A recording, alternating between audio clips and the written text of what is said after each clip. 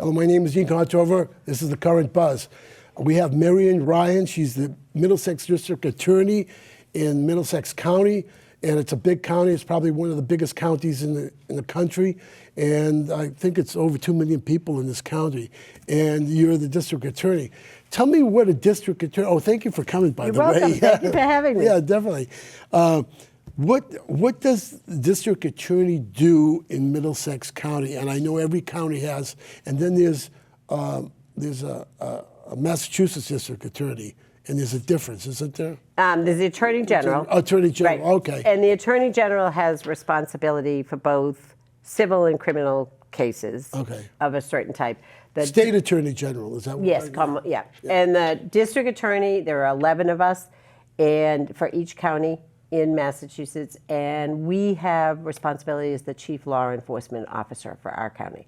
So our primary responsibility is the investigation and prosecution of the criminal cases that happen within our county. And as you said, Middlesex is an enormous county. It is. 1/4 of the state of Massachusetts, 54 cities and towns, 21 colleges and universities, 877 square miles. So we're very large. So thank you for coming for You're Chelmsford. welcome. I mean, You're it's welcome. just, I'm happy to be here. Yeah, with all those cities and towns, I mean, to come to Chelmsford, we thank you. So that's the mission of district attorney. So when you go, you get phone calls. I mean, is there people give you information and so forth? Do you want them to call your office? And if you want them to call your office, why do you want them to call your office? Because you're elected, right? And they have a right to ask questions. They have an absolute right to ask questions, right. And we very much believe in the transparency of what we're doing. I mean, there's some balance because obviously in the midst of an investigation, there are certain things that have to be held back so you can go forward with the investigation. But we have a very active presence on social media, on our website in terms of giving out information. And, we are investigating and prosecuting cases. But I always say that when people meet us involved in a case, it's probably one of the worst things in their life because either they've been hurt, somebody in their family's been hurt, maybe they've had the misfortune to be somewhere and see something and now we're looking to them to be a witness, or they've run afoul of the law somehow and are being prosecuted. So the best thing for everybody, and what we invest a lot of our time and effort in, is how can we prevent those things happening? We're all better off if you never become a victim, if you never have to see something, you're never charged. So really, people think of us just about in prosecution of cases, but a very large measure of our work is around figuring out why things happen and how could we address and prevent them. Right, okay. Big thing, domestic violence. It's really big, isn't it? I mean, it's bigger than we see in the paper. We read something about it once in a while. But in Middlesex County, roughly how many domestic violence cases do you handle? And some of them lead to murder. Right. And it's, the 54 cities and towns that we have are very, very different. We have big cities, we have small towns, we have everything in between. Domestic violence, unfortunately, is one of those things that cuts across all of those communities. And status, too. Right. And status. Well, that's and the other piece is people think often that domestic violence always involves, marital partners or somebody in a dating relationship. First of all, it cuts across every kind of relationship, same-sex relationships, other relationships, and it really spans ages. So, for instance, Massachusetts has a very high percentage of its population that's over the age of 60, higher than many, many other states. Oh, wow. And in Middlesex County, our percentage of people over the age of 60 is 10% higher than the rest of the state, which is good because it means lots of people are being able to age in their own communities. Rather than moving to Florida. Right. And moving to Florida. But lots of our incidents involve things that are happening in a family relationship that are not what people think about. So we have, for instance, unfortunately, lots of older parents who are abused by their adult children, who may well be struggling with a mental health or a substance issue. We have domestic violence that manifests itself in relationships where the people are much older than people think about. You know, we have lots of relationships where there might be a long, long history. People might be in their 70s or 80s, and somebody is victimizing somebody else in those cases. I see. People just don't think about it, how broadly it is. And it's a very large piece of our work, all of those cases. Right. Well, who handles that? I mean, assistant? We have about 150 assistant DAs across our county. Okay. We have 11 district courts and 2 superior courts. Wow. So people are assigned across those. And obviously, the major difference between the district court and the superior court is that the longest sentence you can get from a district court is always going to be at the House of Correction. It's typically a 2.5-year sentence to the House of Correction. So like in Billerica? In Billerica, Okay. yep. And whereas, Is that the only one in Middlesex County? well, women go to Framingham. Okay. Understand. And Billerica is our House of Correction. And if you are getting a state prison sentence, that's a case that's going to be prosecuted in the Superior Court. Oh, so it okay. depends on the All right. severity of the case. So it's district court, just for the audience, in case they don't know. District court first, basically, because there's 11 of them, and 2 superior courts. Right. I know there's one in Lowell, Superior Court. Right, and one in Woburn. And one in Woburn. And they're building a new courthouse in They Lowell. are. And are you happy about that? Well, we Everything's are. gonna We're be looking forward to it. It's consolidated? the Justice Center. I mean, the courthouse, the Superior Courthouse in Lowell is a lovely building in terms of it's got a lot of historic significance. Does it have a restaurant upstairs? I want to know. No, I wish. Daniel Webster prosecuted cases in that courthouse, so there is a lot of history there. Wow, okay. It has, in many ways, you know, been past its time. The building's got a lot Yeah, of issues yeah, with yeah. the air quality and accessibility for people and that sort of thing. And with the new electronics and Yeah. and yeah. So the Justice Center is hopefully going to be opening this spring. It'll bring together a lot of courts in one building. So we're looking forward to getting settled there. I see. Interesting. So you're going to have a grand opening where the public can come in and see I'm sure it? they will, yeah. Oh, okay. Yeah. Yeah, because people figured that they pay for it. They pay for it. They should certainly should see it. It Yeah. should be. That sounds good. I hope you're at the door inviting people in, showing them around, or at least your interns are. We doing had a something nice like that. groundbreaking up there when they started it that was really well attended. So Right. it is. It's good for people to see that. The issue is parking. The issue's got to be parking, yeah. But I hear there's some solutions that they're working on there Okay. to do that. So So the jurors are going to have problem parking, and that's going to be an issue. right. I know the city and some of the private owners up there are trying to work together and come up with some solutions Right. for people to get there. So hopefully that'll work. Working with Lowell police or personnel or politicians, how do they work with you in regards to the opioid crisis or to lead into that?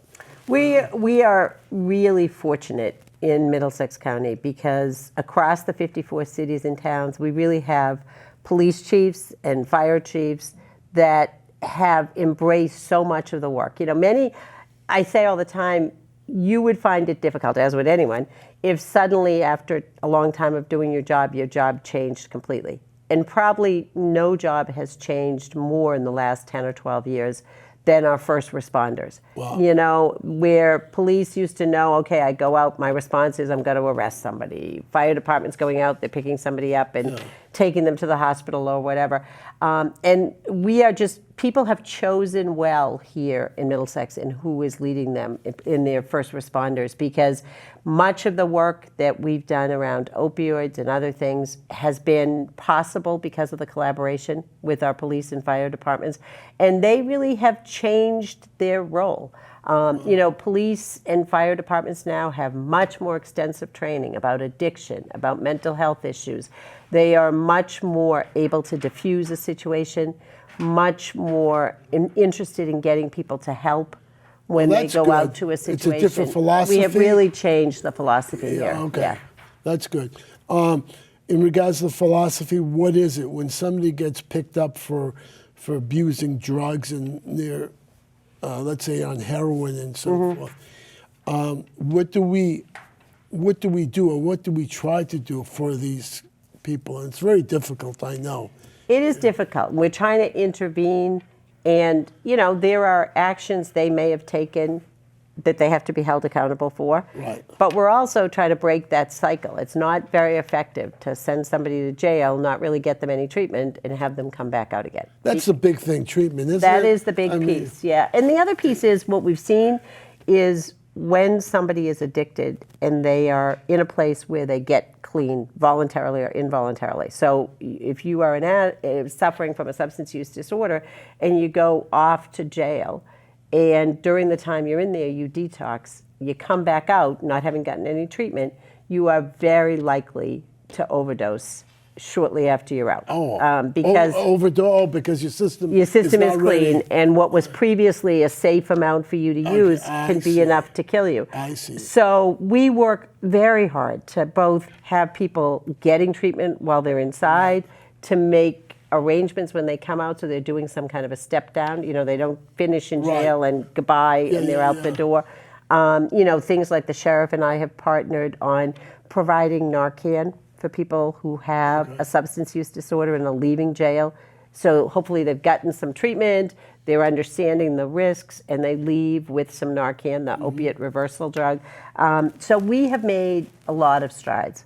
Can anybody get Narcan? I mean, can you go There down are to standing CVS? orders at the pharmacies now, so you could go to one of the chain pharmacies Right. and get that. One of the barriers has become that how much you pay for that. So if you took yourself to CVS, Right. you'd be able to get Narcan. What you would pay for that depends on your insurance coverage. Oh, is that right? And we Well, don't. wouldn't the insurance company be suspect if you asked for Narcan? That's another problem. That is an additional issue because you may be asking for it for your adult child or your romantic partner or whoever it is or who's somebody struggling. in the family. Right. Yeah, I mean, So we filed a bill with the cooperation of the legislature this session that would model something that happens in New York, which is to create a fund to be administered by the Department of Public Health, charging a very small, literally, cents on the folks who are manufacturing or distributing opioid medication in Massachusetts, creating that fund that we would be able to use to drive down the co-pays. So we don't want somebody to go without Narcan because they can't afford the copay. Right. There's also a lot of places like Learn to Cope and others that will provide Narcan without charge. So one of the things that really has helped to reduce the number of overdoses has been the prevalence of Narcan. Up here in the Merrimack Valley, our first responders are now seeing that in about 28% of the cases, so almost over 1 in 4 times, when they go out to an overdose, somebody, a family member or a bystander, has already given Narcan.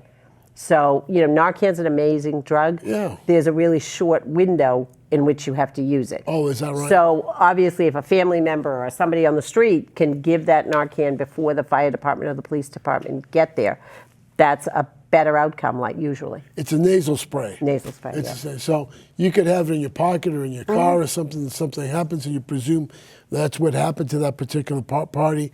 You could, and there's no liability against me if I use it. No, if you use it reasonably, and so far the research, which has now gone on for quite a bit of time, shows that if somebody, for instance, suppose somebody was having a heart attack and you thought they were having an overdose, it's not going to revive them, but the research shows it's not going to do any harm either. Okay. So, you know, if you were to mistake somebody collapsing and thinking it was an overdose, there's nothing to suggest that it's going to do any harm to somebody to give them the shot of Narcan. Okay, that's good. Now, do you give out Narcan? We do give out Narcan, yeah. We require people to do a training. We have a doctor, an emergency room physician who's written a standing order for us. He does the training for us. So we have trained police departments, fire departments, library staff, schools. One of the probably most unusual is we've provided some Narcan to funeral homes because what they would see is somebody might die of an overdose. Their friends and family are coming to the services. Maybe there are among them other people who have issues. They're upset. I see. You know, that person might make their way to the restroom and use something. They want to be able to do that. So, you know, soup kitchens, any place that's asked us, we ask them to take the training, and then How long is we the provide training? them. About an hour and a half. Oh, no kidding. Yeah. So if you're out there and you want some training, Yep, you can Is it reach a out to public- us and we can set something Oh, up. okay. Yep. I have a telephone number. Could I give that out? Sure, of course. It's the one I have. I get it off the internet. So 781-897-8900. Yep, that's our Okay. main. Yep. So it's 781-897-8900. And if you have any other information that you want to talk to Marian Ryan about, you could call her, especially unsolved murder cases. We're still looking for people. We're always looking for the public's help. Is there on those anything in things. this area that's been unsolved over the years? I mean, Yeah, there are a number up here in the Merrimack Valley of cases. can we and- talk to them? Talk about them? Maybe Well, there's somebody out there, yeah. watching this show, and it might trigger.